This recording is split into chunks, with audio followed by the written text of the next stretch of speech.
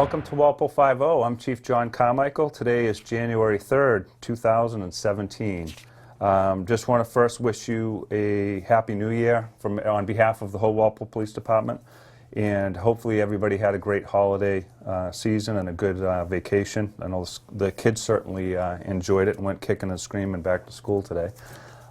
So let me get into some updates. Real quickly, Longview Farm. The Walpole Police Department engages the kids at Longview Farm in many different ways. We have a liaison to Longview, Detective Jackie Hazeldine, who does an amazing job, always responding down there and dealing with the kids on a regular basis, as well as some of our other officers that just do so on their shift. So we do, once in a while, we plan just different events with them. We've played them in basketball games. And later this month, we're going to play the Longview kids, some of the smaller kids, in a kickball tournament. That's going to be later this month in January, and we look forward to coming home with a win on that one. But I just want to thank our officers too, because they volunteer a lot of their time to come in off duty and engage the kids in these positive types of events, and it's a really good thing for the kids down there and for the community. Santa Cop is our drop-off station for Christmas presents, and we just want to thank you for everybody who came in and dropped off presents or a present for a person that might be in need. They were extremely generous donations. We've literally filled up our training room again this year, and special thanks goes out to Carly Moriarty and Jeff Abate, who are our dispatchers, who kind of spearhead that whole thing.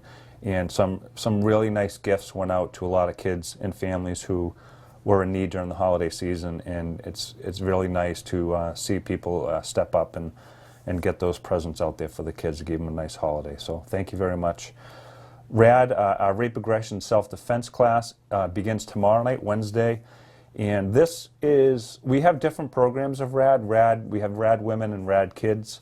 This one here is going to be the Rad Women Class, which is basically 4 nights of our police officers, which specially trained and rape aggression defense tactics to teach other women how to deal with risk assessment and risk awareness and risk reduction techniques. So we teach them, different techniques that they can use on the street to avoid an attack or avoid an assault. But also, in the end, we also teach them self-defense techniques on how to literally escape from an attacker or to get out of an aggressive type of situation. And it's an amazing class. Our officers do an awesome job with it. I think we have probably the best program around here. And on the last night, after we teach the techniques during the first few weeks, on the last night we do a simulation where Walpole police officers actually get suited up in red man suits, and they put them through different scenarios where the woman is confronted with these men, these aggressors, and they have to basically fight their way out of the situation. And it's real eye-opening. It is designed to teach women risk assessment, risk reduction, how to get out of those situations, but also how to fight back and to avoid being taken to a secondary location. And it empowers them. It really does. It empowers them to be able to deal with these types of situations. And it's a great class. Jackie Hazeldine also kind of leads that, along with Officer Taylor Bethany and some of our male officers, and we look forward to that one. I look forward to Friday. I'll be working with the Attorney General's office, Maura Healy's office, in order to deal with the Good Samaritan Law. That's the law, and I've mentioned it before, where people can call 911 in good faith during an overdose, and when the police respond, that individual cannot be charged with possession of that drug. Nor can other people who are there at the scene who have, in good faith, have made that effort to call 911. And the reason is because so people don't delay or avoid calling 911 and putting that person at further risk. But part of what my dealing with the AG was to not only call 911 in the event of an overdose, but to stay on the line, deal with the dispatches, because they go through what's called emergency medical dispatch. They're going to give instructions. We want that person to stay on the line, talk to the dispatcher. Don't abandon them. Don't try and clean up the scene. What we see a lot of times is, people will, they feel that they're going to get arrested when the police arrive due to the possession of this drug. and they try and clean it up. And part of the problem with that is what we see here in Walpole and in this region is fentanyl. And you don't know what that drug is until we even send it to the lab. So that it could be heroin, it could be fentanyl, it could be cocaine, you don't know. And if it is fentanyl and you ingest it or you absorb it into your skin or you inhale that drug, it can kill you. And it's extremely dangerous, not only to the person using it, but to the family members, friends that are surrounded by this individual, and first responders as well. So please don't ever try to clean the drug up. It's the Good Samaritan Law is in full effect, and unless it's in higher amounts, distribution amounts, trafficking amounts, the person's not charged with a crime. An arrest in the car brakes, Najib Dagar. This is an individual who I showed a couple of weeks ago. This individual is responsible for multiple car breaks in Walpole over the past month and a half or so. Now the problem is he's not responsible for all of them, and he is an individual that's shown addresses in Sharon as well as Roxbury, and we do know in fact that he did commit some of the car breaks in Walpole. We have recovered some property and other parts of the investigation that we can tie him into our breaks. So we've done that. We've charged him with being in need of a motor vehicle in the nighttime and credit card fraud. And we do know that he's a suspect in multiple other communities as far as doing car breaks.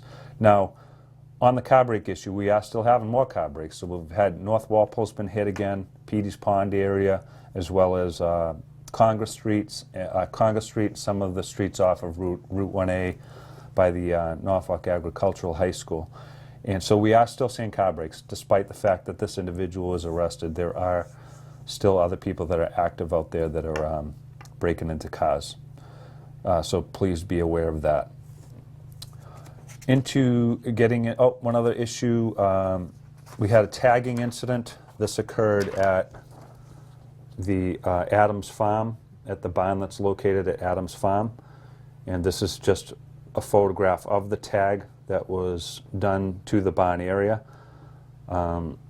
This is very upsetting because we know that there's so many volunteers that work up at Adams Farm that do an amazing job at keeping the property up and taking care of the grounds up there, and for somebody to come in and cause significant damage like this is very disturbing. So we do have an active investigation going, and we are looking into who could be responsible for this tag.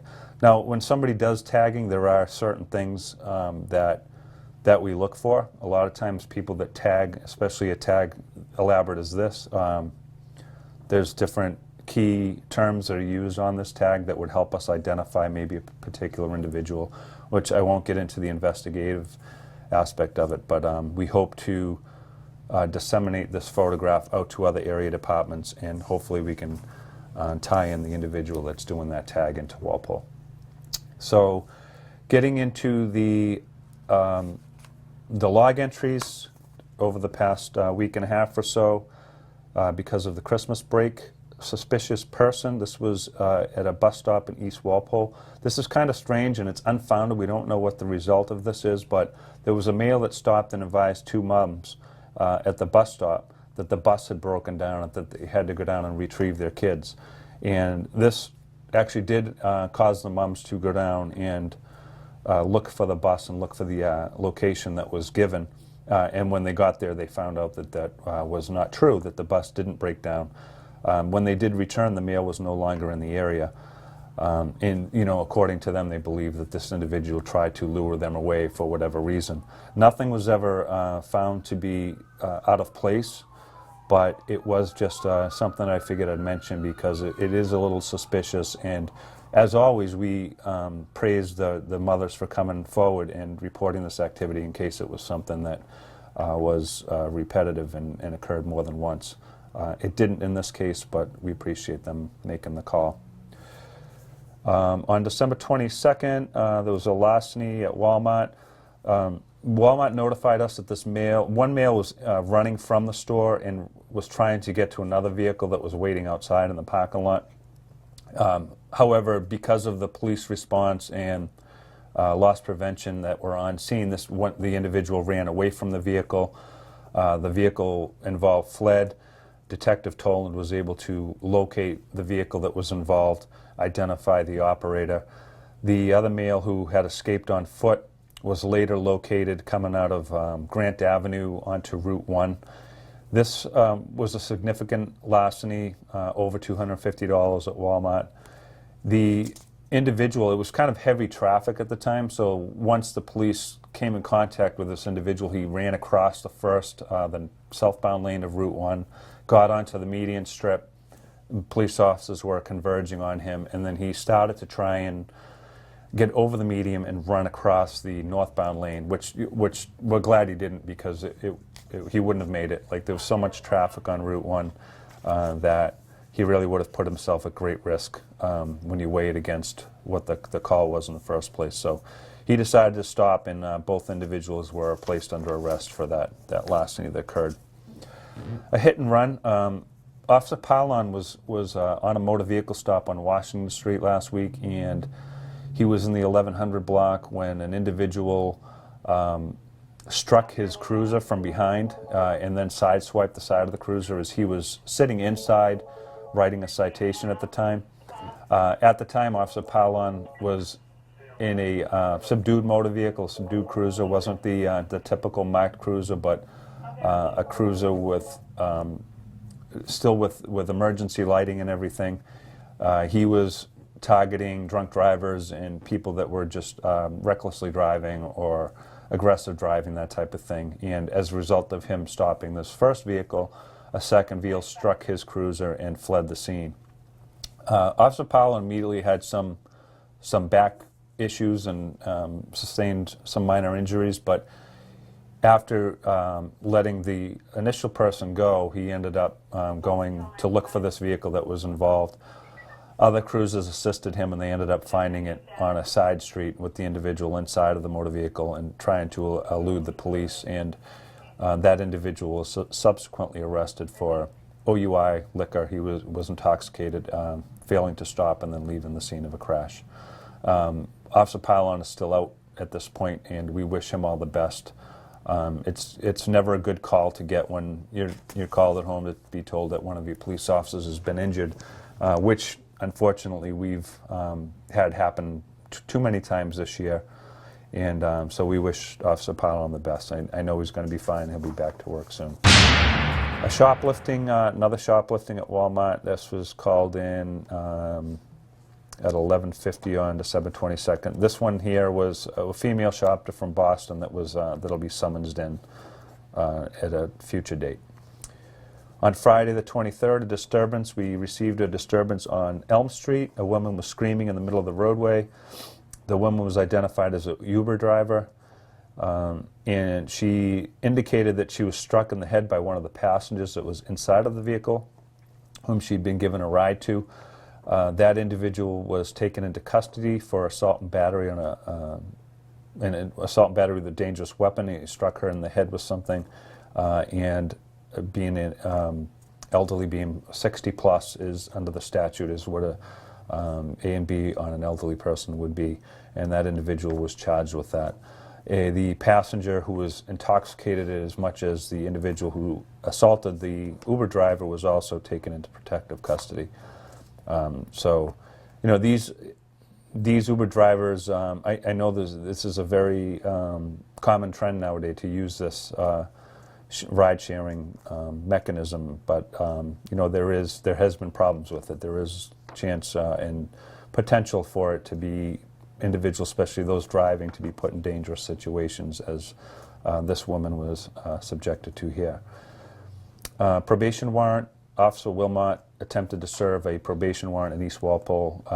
This resulted with negative results. We do get these, either parole warrants or probation warrants, where an individual violates their probation or parole, and their officers contact the police department, and we will try to pick them up and take them into custody on the warrants.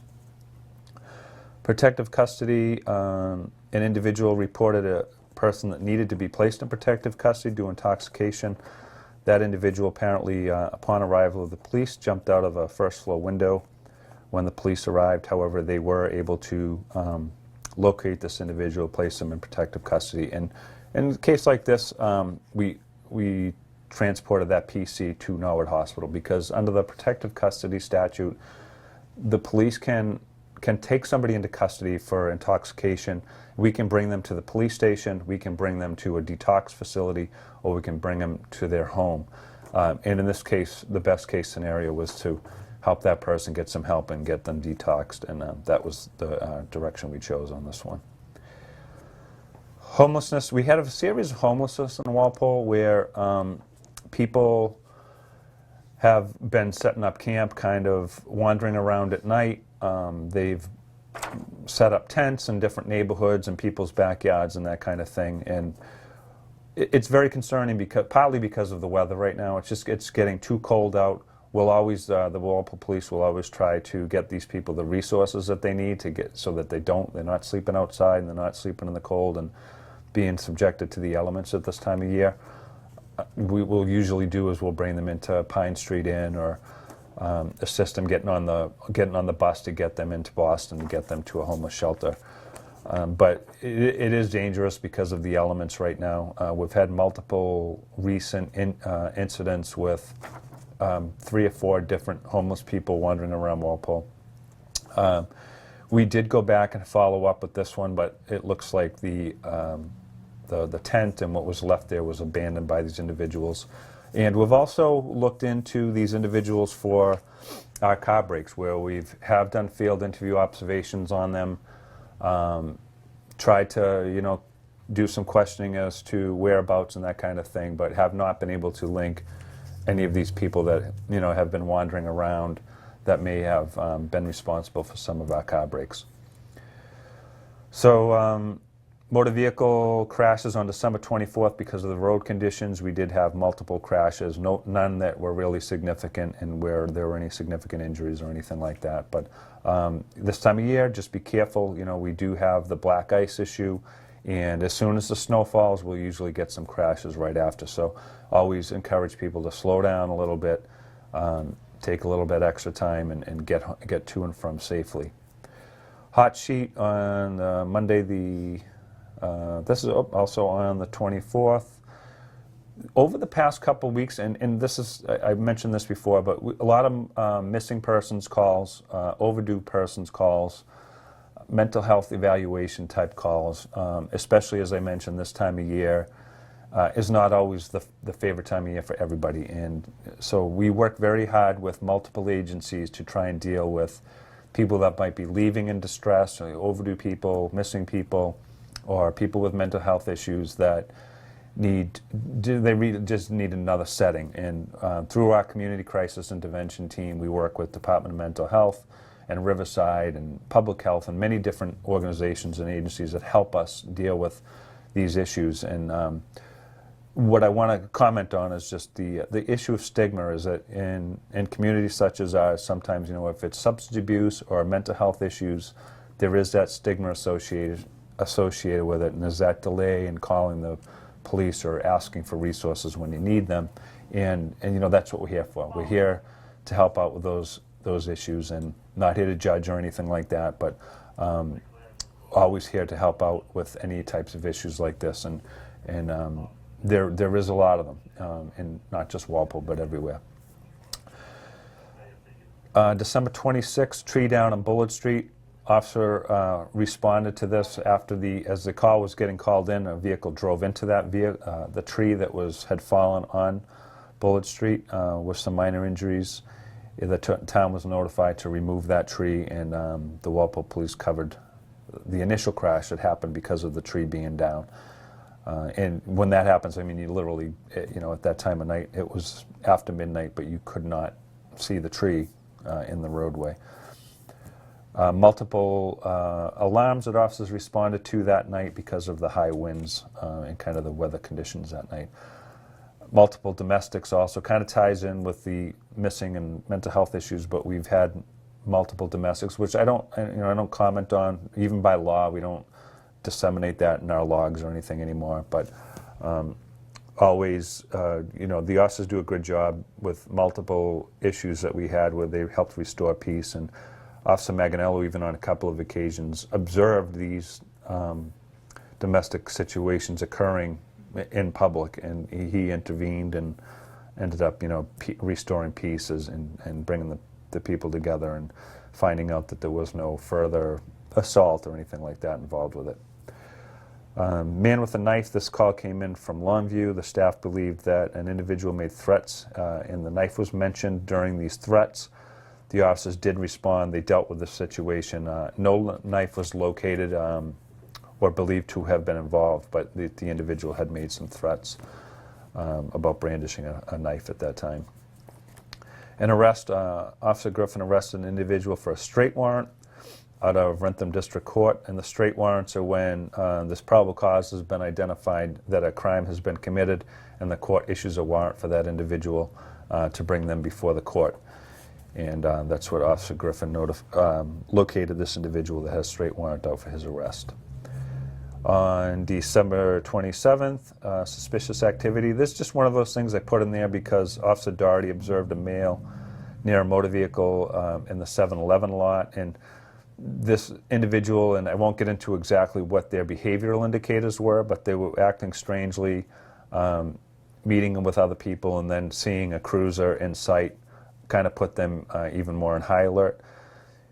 He suspected criminal activity could be afoot, so he circled back around. When we came back, the individual had fled on foot, which led him to wonder what happened. He was able to get a registration plate of a vehicle that he believed was involved, and that registration plate came back out of Chelsea, Mass, with the owner having multiple criminal history, including carjacking, possession with a firearm without a permit, and multiple long history of criminal activity. So in the sense that, the officers are very vigilant about kind of identifying these people in the community, this is a case where, the guy may or may not have been doing anything wrong. He may just felt uncomfortable. The police were there because of his history or whatever else, but the officers are very well trained to look at these behavioral indicators, and the officer acted on it. And in this case, while nothing happened, it's the vigilance of the police officer that may have deterred a crime. It may have something, we don't know, but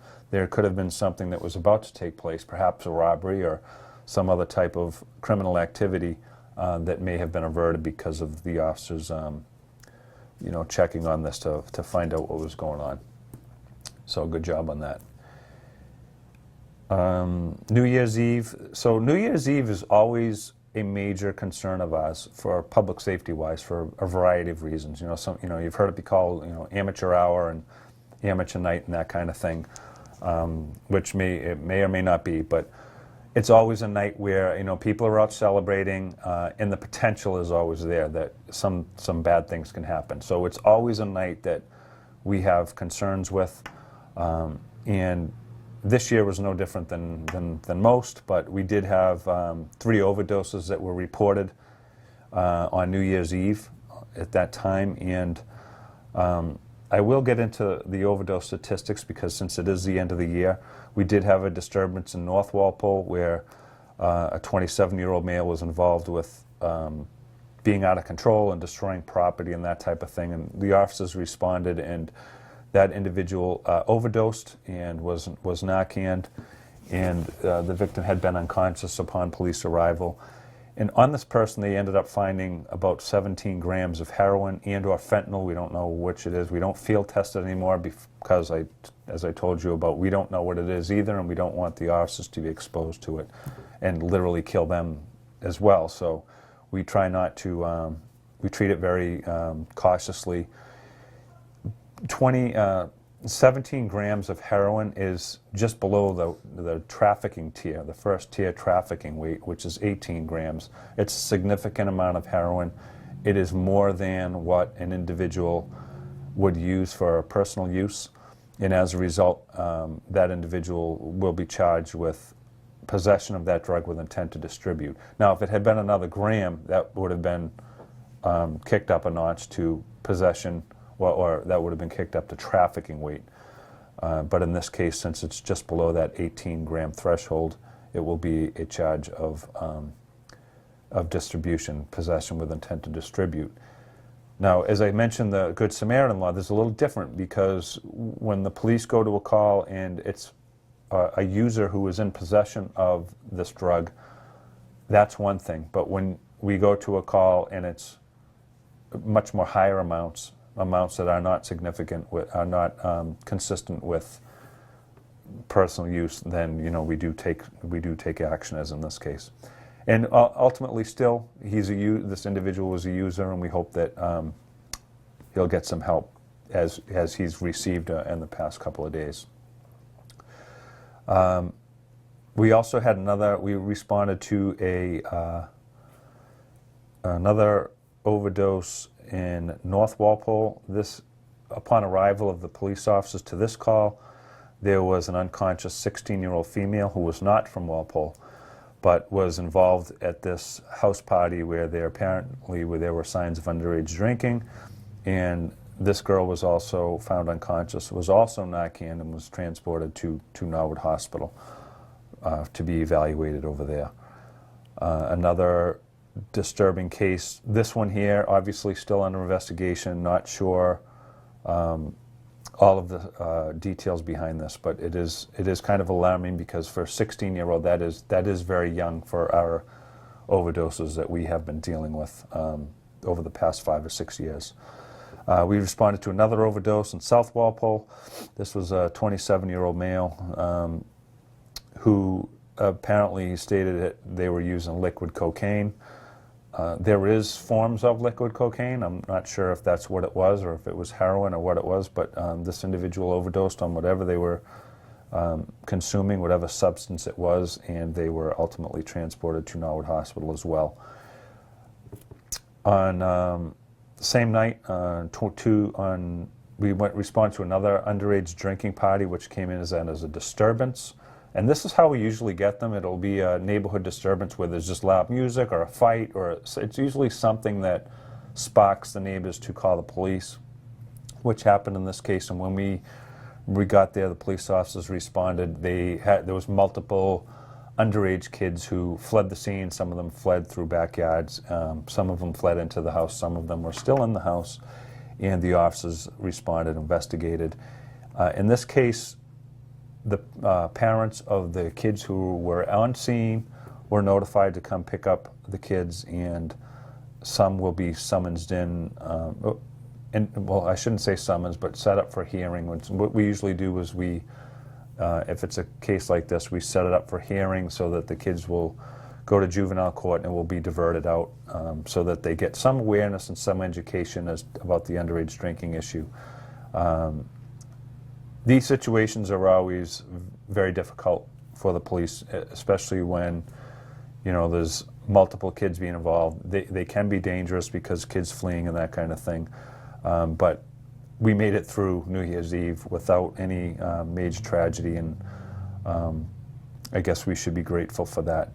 One individual had even fled that scene from a bathroom window and got into a waiting vehicle and took off. And the potential of that right there is just is very significant. So through the Walpole Alcohol and Drug Coalition, we plan on always addressing this issue, not just with the police, because it's not a police issue. These are community issues, community problems that should be addressed with our coalition and with our schools and parents and everybody kind of getting involved with it and helping to diminish that problem.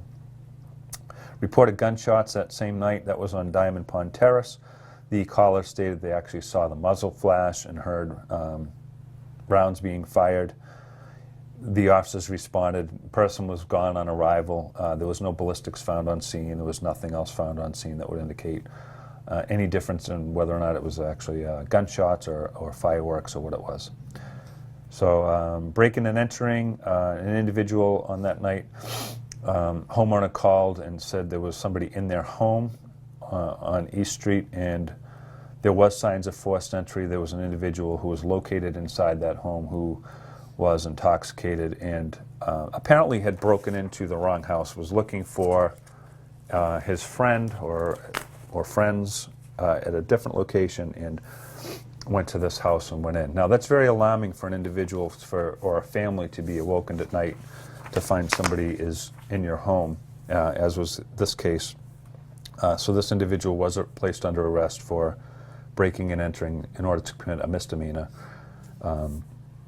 and malicious destruction of property being the door that they used to force their way into the home. So really quickly, that pretty much wraps up everything in the past week and a half or so. On the overdoses, this has been our worst year in 6 years, 2016. We had a total of 33 overdoses in Walpole. There's been 16 administrations of naloxone or Narcan by either police, fire, or bystanders. And I believe the fire department has higher statistics on other calls. These are just the ones I have that I've compiled through police reports. But the 33 total, 16 Narcan.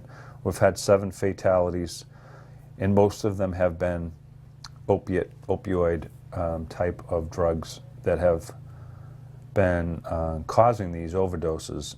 And this is very alarming. I mean, we're working very, very hard to provide all the resources that we need to try and deal with this problem, but we need more help. I mean, this is going to be something, again, as a community we need to come together and try and figure out. But as I've mentioned before, helping families with issues like stigma and getting them the resources that they need so that they can get this person into treatment. Now, and we have many ways of doing that. So if you need that, or you know a family that needs that, please don't hesitate to reach out to us and we'll help you with it. But we've had 126 overdoses since 2011 and 23 fatalities and 58 administrations of naloxone. 23 fatalities is 23 too many. I wish we never had one, but it is a reality. If we didn't Narcan 58 people, we could potentially be looking at 81 fatalities in Walpole. Now, if we lost 23 people to any other disease, or if we lost 23 people to a motor vehicle crash, or any other way, like this, this would be just tearing at the fabric of our community. It would be crushing us. It's amazing.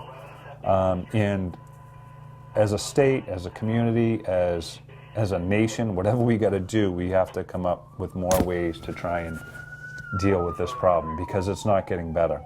It has been progressively getting worse, despite all the efforts of a lot of good people and dedicated people to try and stop it. So I'll get off my soapbox for that one. But we are always here if you have a family member, or you know of a family member, or you know of a person suffering from substance use disorder, that will help them. And we will do that in any way we can. So that's it for today. Thank you very much, and Happy New Year, and looking forward to another year of keeping the community informed with Walpole 5-0. Thank you.